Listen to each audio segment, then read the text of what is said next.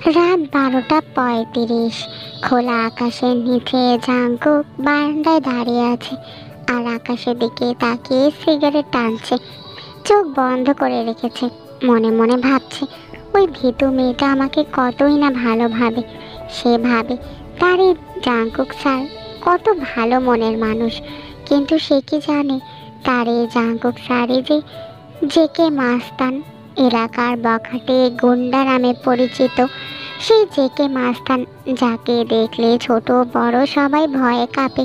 আচ্ছা, আমি যে কোনোদিনও কোনো ভালো কাজই করিনি, উল্টো যাকে পেরেছি তাকেই মেরেছি, কষ্ট দিয়েছি। এই ভীতু মেয়েটা এসব জানলে পছন্দ করবে আমায়, ভালোবাসবে? হয়তো পছন্দ করবে না, ভালোবাসবে না। নিজের শেষ কথাতে নিজেই চমকে উঠল জাংকুক। আবারও ভাবলো, আচ্ছা এই মেয়ের কণ্ঠ আমার কাছে এত মধুর মনে হয় কেন? এই মেয়ে যাই বলে না কেন সব কিছু আমার কাছে শুনতে খুব ভালো লাগে। শুনতে এত শান্তি লাগে কেন? বলতেই বা কিসের এমন সুখ? জাংকুক নিজেকেই প্রশ্ন করে। আচ্ছা, আমি কি ভীতু মেয়েকে ভালোবাসি? ভালো না বাসলে কি কারোর জন্য এত কিছু করা যায়? সেই প্রথম দিনের আকর্ষণ, ভালো লাগাকে প্রশ্রয় দিতে গিয়ে কি অঘটন ঘটে গেল? এইভাবে নিজেকে যাচাই করার লড়াইয়ে নেমে মন প্রাণ ফেসে গেছে আমার। ভীতু মেয়েকে আমি কি আসলে ভালোবেসে ফেললাম? কথাটা ভাবতে ভাবতে হঠাৎ তার সুগার কথা মনে পড়ে যায়। সুগা তাকে বলেছিল মানুষ যখন প্রেমে পড়ে তখন তার নাকি বুক কাঁপে। বারবার সেই মানুষটার কথাই মনে পড়ে। আচ্ছা, আমারও তো আজ এই অবস্থাই হয়েছে। বারবার আমার তের কথাই মনে পড়ছে। তের কথা মনে পড়লে আমার কেমন যেন বুক ধুকপুক করছে। আচ্ছা, আমি কি প্রেমে পড়েছি? প্রেমে পড়লে তো বুক ধুকপুক করে, তাহলে আমার ওসব হয়নি কেন তখন? আমি যখন তের এতটাই কাছে ছিলাম তখন তো আমার এরকম অনুভূতি কখনো হয়নি, কিন্তু আজ আজ তো সত্যি আমার বুক ধুকপুক করছে। এই তো পরিষ্কার শুনতে পাচ্ছি আমি। জোরে জোরে শ্বাস ফেলছে জাংকুক। হাতে সিগারেটটা ফেলে চোখ বন্ধ করেই বলতে লাগলো, ভীতু মেয়ে, পছন্দের জোরে এসে ভালোবেসে ফেলেছি তোমাকে। এই জেকে মাস্তানকে নিজের প্রেমে ফাঁসালে তো? এই জেকে মাস্তানের প্রেম কিন্তু ওই লেকচারার জীবন জাংকুকের মতো সভ্য হবে না। সামলাতে পারবে তো তোমার এই প্রেমিক পুরুষ জেকে মাস্তানকে? খাবারের সুগন্ধি মোমো করছে বাড়ির ঘর, পুরো বসত পরিপাটি করে সাজানো, জানালার কোনায় আবার একটা ফুলদানিও রাখা। সোফায় বসে সেসব মনোযোগ দিয়ে দেখছে সুগা। কখনো ঘরের দেয়াল, কখনো দেয়ালের রং, আবার কখনো দেখছে টেবিলের বিছানাও পাতলা কাপড়ের নকশা। তার পাশেই বসে আছে জাংকুক। এই মুহূর্তে জিমিনদের বাসায় নিমন্ত্রণ রক্ষা করতে এসেছে ওরা।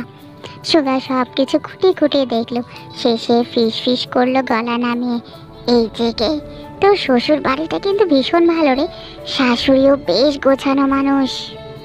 কণ্ঠে বিরক্তি এনে জাংকুক বলল, এটা আমার শ্বশুর বাড়ি হবে কেন?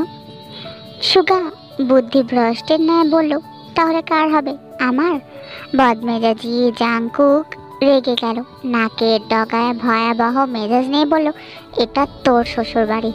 জিভ কাটলো সুগা, ঘন ঘন মাথা নেড়ে বলল, না না, ছি, কি যে বলিস তুই, আমার কেন হবে রে? জাংকুক তখন বলল, তাহলে আমার কেন হবে? বলো দেখটা, এটা কি ভীতু মেয়ের নিজের বাড়ি নাকি? সুগা আরেকবার জিভ কাটলো, দাঁত মেলে বলল, ওহো তাই তো, এই সামান্য কথাটা ভুলে গেলাম কি করে রে, কত বোকা আমি, তাই না? জাংকুক বিরক্ত হয়ে বলল, বুঝলি তাহলে, গধারাম। অচিরে মুখটা কালো হয়ে গেল সুগার। হঠাৎ করে বলতে চাইলো, চালাক হয়ে বা কি হবে, লিসা তো আর ফিরে আসবে না। কিন্তু সাহস হলো না কথাটা বলার, কারণ জাংকুক এই লিসার নাম শুনলেই আবার রেগে উঠবে। বন্ধু মহলের কেউই এই লিসার নামটা শুনতেই পারে না। জেকের সামনে বললে এখানে না মারতে আবার শুরু করে দেয় তাকে। এমনিতেই কাল রাতে শোয়ার সময় জাংকুক তাকে বলেছিল, অনেকদিন কাউকে পেটায়নি রে সুগা, আঙ্গুলগুলো কেমন নিষ্পিস করছে রে। চারিদিকে বারবার তাকাচ্ছে জাংকুক, তবে সুগার মতো ঘর বাড়ি দেখছে না। তার চোখ খুঁজছে সেই কাঙ্ক্ষিত মানুষকে। কবে থেকে বসে আছে এখানে, অথচ সেই ভীতু মেয়েটাকে কোথাও দেখতে পাচ্ছে না। খোঁজার জন্য জাঙ্কুক একটু শান্তিতে উকিও মারতে পারছে না। শিক্ষক সেজে এসে আচ্ছা মুশকিলে পড়ে গেল ছেলেটা। ভদ্রতার খাতিরে কতই কিনা তাকে করতে হচ্ছে। সব সময় মান সম্মান ধরে রাখার জন্য ব্যস্ত থাকতে হয়। একটু এদিক সেদিক হলেই তো পুরো ব্যাপারটাই উল্টো হয়ে যাবে। জাঙ্কুক ফোঁস করে দম ফেললো। মনে মনে ভাবলো, ইস, আগের জীবনটাই কি ভালো ছিল। যখন তখন আড্ডা দেওয়া, মারামারি করা, মাস্তানি করা, গুন্ডামি করা, কত কিছুই করা যেত। কোনো কিছু করার আগে ভাবতে হতো না মানুষ কি ভাববে না ভাববে, তার কোনো ধারও ধারতে হতো না। কিন্তু কি অদ্ভুত হয়ে গেল জীবনটা। এই ভীতু মেয়েটাকে পটাতে গিয়ে শিক্ষক সেজে একদম নিজেকে ভদ্রতার আঁচলে মুড়িয়ে রাখতে হচ্ছে সব সময়। আবারও ভাবতে লাগলো, আচ্ছা, এই 19 বছরের তরুণী মেয়েটা কালো জাদু জানে না তো? কিভাবে তন্ত্রমন্ত্র করে আমাকে নিজের বশে করে ফেললো। মনে পড়ল তেকে প্রথম দেখা সেই দিনের কথা। মোমের অল্প আলোতে তের সুন্দর মুখখানি, ভয়ে তের ঠোঁট কাঁপছিল, চোখগুলো পিট পিট করছিল। সেই প্রথম দেখাতেই জাঙ্কুকের মনে যেন এক শিহরণ জেগেছিল।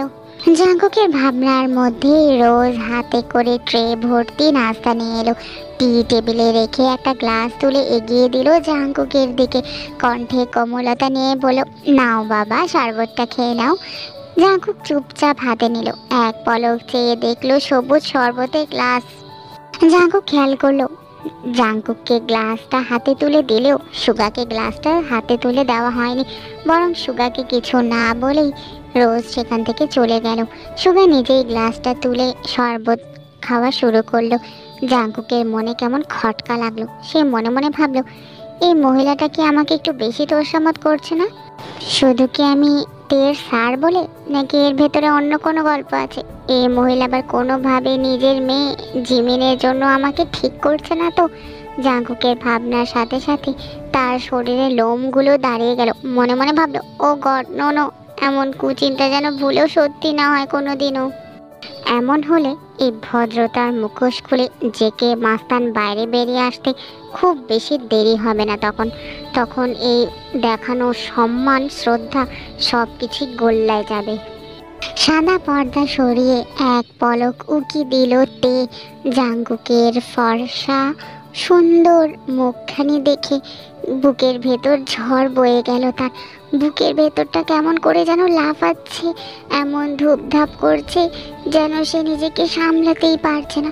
তে মনে মনে ভাবছে, উফ, এমন হচ্ছে কেন? সব কিছু এমন এলোমেলো লাগছে কেন ওই জাঙ্কুক স্যারকে দেখার পর থেকে? পর্দার আড়াল থেকে সরে গিয়ে রুমে পায়চারি করা শুরু করলো তে, আর নিজের মনকে শান্ত করার চেষ্টা করছে। জিমিন সেই তখন থেকে তের এসব কাণ্ড কারখানাগুলো দেখছে। ঠোঁট জুড়ে মেয়ের মিটি মিটি হাসি। তের জিমিনের চোখে চোখ পড়তেই জিমিনের কাছে গিয়ে দাঁড়ালো। ভ্রুকুচকে বলল, কি ব্যাপার, হাসছিস কেন? জিমিন পাল্টা ভ্রুকুচকে বলল, আমার ঠোঁট, আমার ইচ্ছে, আমি হাসছি, তাতে তোর কি রে? তে আবারও বলল, এরকম করবি না, আমার না ওখানে যেতে কেমন যেন লাগছে রে। ওই জাঙ্কুক স্যারের সামনে আমি কি করে যাব? জিমিন তখন বলল, কেন, পা দিয়ে হেঁটে হেঁটে যাবে? উফ জিমিন, তুই এরকম করছিস কেন? কেমন করব আর? কেমন লাগছে তে, একটু বল না আমাকে। লজ্জা করছে, বুকের মধ্যে ধুকপুক করছে। তে মাথা দোলাতে দোলাতে বলল, জানি না, তবে ভীষণ অস্বস্তি হচ্ছে রে। জিমিন তখন আশ্চর্য হয়ে বলল, ও মা, অস্বস্তি হবে কেন? জিমিন তখন আবারও বলল, তুই জাঙ্কুক স্যারকে নিয়ে যতটা লজ্জা পাচ্ছিস, যে দেখ, জাঙ্কুক স্যার তোর সাথে বাচ্চা কাচ্চার প্ল্যানিংও করে রেখেছে। কথাটা শুনে তের আরও হাঁসফাঁস করে উঠল মনটা। এই কি বলছে কি জিমিন, কি বলতে চায় কি মেয়েটা? সব সময় তাকে লজ্জায় ফালানোর জন্য উল্টাপাল্টা কথা নিয়ে ঘুরে মেয়েটা। আবারও জিমিনের কথা ভেবে কেমন মুখে একটু মুচকে হাসি ফুটে উঠল তার। ভীষণ লজ্জা পাচ্ছে তে। জিমিন তখন আচমকাই তেকে ধাক্কা মেরে বলল, কি ব্যাপার, দাঁড়িয়ে দাঁড়িয়ে এমন ব্লাশ করছিস কেন? আকাশ থেকে পড়েছে এমনভাবে চাইলো তে। সে ব্লাশ করছিল, কই না তো, উল্টো এমন আজে বাজে চিন্তা মাথায় আসায় তার মাথাটা যেন ফেটে যাচ্ছে লজ্জায়। আর কোনোভাবেই সেই সব বাজে কথা ভাবতে চায় না তে। তে তখন বলল, জি না, আমি এভাবে লজ্জা পাবো কেন? জিমিন তখন বলল, থাক থাক, আমাকে না তোর মতো গাধা ভাবিস না। তোর স্যারের সামনে যেতে অস্বস্তি হচ্ছে কেন জানিস? কেন হচ্ছে? এটা হচ্ছে প্রেমের প্রথম ধাপ। তে এমন কিছু আশা করেনি। সমস্ত আগ্রহ ফুস করে উড়ে গিয়ে বিরক্ত নিয়ে বলল, ধুর, যত সব বাজে কথা। তে বিরক্ত নিয়ে বলল, আরে বাজে কথা হবে কেন? আচ্ছা একটা ব্যাপার চিন্তা কর, আমার কিন্তু তোর স্যারের সামনে যেতে মোটেও অস্বস্তি হচ্ছে না। কেন হচ্ছে না জানিস? যেখানে হওয়ার কথা 100 ভাগ বেশি আমার, কারণ আমিও তো একটা মেয়ে আর উনিও একটা ছেলে। আবার আমার সাথে ওনার বিশেষ তেমন কোনো পরিচিতিও নেই। হঠাৎ করে আজকে ভালো মতো ওনার সাথে কথা বলবো, কিন্তু তোর সাথে ওনার তো এতগুলো দিনের জানাশোনা, তাও তোর এমন হচ্ছে কেন? নিশ্চয়ই কাল আমি তোকে যা যা বলেছি সেগুলো ভেবেই তোর এমন অস্বস্তি হচ্ছে, তাই না? তে অবাক হয়ে জিমিনের দিকে তাকালো। জিমিনের ঠোঁটে দুষ্টু হাসি। তে ভ্রু উঁচু করেই বলল, কি করে বুঝলি? আগে বল, সেজন্যই হচ্ছে না। তে মাথা ঝাঁকালো। জিমিন তখন লাফ দিয়ে বলল, এটাই তো প্রেমের প্রথম পয়েন্টই তো এটা। প্রথমে অস্বস্তি হবে, তারপর মানুষটাকে দেখে লজ্জা পাবি, তারপর বুক কাঁপাকাঁপি হবে, আর তারপর তারপর তো ডিরেক্ট প্রেমেই পড়ে যাবি। জিমিনের কথা শুনে তে নিজের দোকান চেপে ধরে বলল, আস্তাগফিরুল্লাহ, এসব বলিস না তো, শুনতে খুব বাজে লাগছে। তের এমন কথায় জিমিনের মোটেও কিছু গেল আসলো না। সে উল্টো কাছে এসে তের কাজ জড়িয়ে মুখে মুচকি হাসি রেখে বলল, মোটেও বাজে লাগছে না, শুনতে মনে হচ্ছে রবীন্দ্রনাথের কোনো গান বাজছে। আচ্ছা একটা ব্যাপার লক্ষ্য করতো, তোদের নামের মাঝেও কি দারুণ মিল। Jungkook Taehyung is equal to Taekook. এই টেকুক কি সুন্দর নাম হয়েছে না বলতো? টেকুক নামটা শুনে তের বুকের বাঁ পাশে কেমন চিনচিনে ব্যথা অনুভব হলো। মাথাটা যেন ঝিনঝিন করছে। জাংকুক তাকে নিয়ে বাচ্চা কাচ্চার প্ল্যানিংও করছে। এসব কথাটা শুনে তে যেন নিজেকে আর স্থির রাখতে পারছে না। তের মনে হচ্ছে যেন লজ্জায় মাথা ঘুরে এক্ষুনি পড়ে যাবে। এর মধ্যে ঘর থেকে রোজ ডাক দিলেন, এই জিমিন, এই তে, কোথায় তোমরা?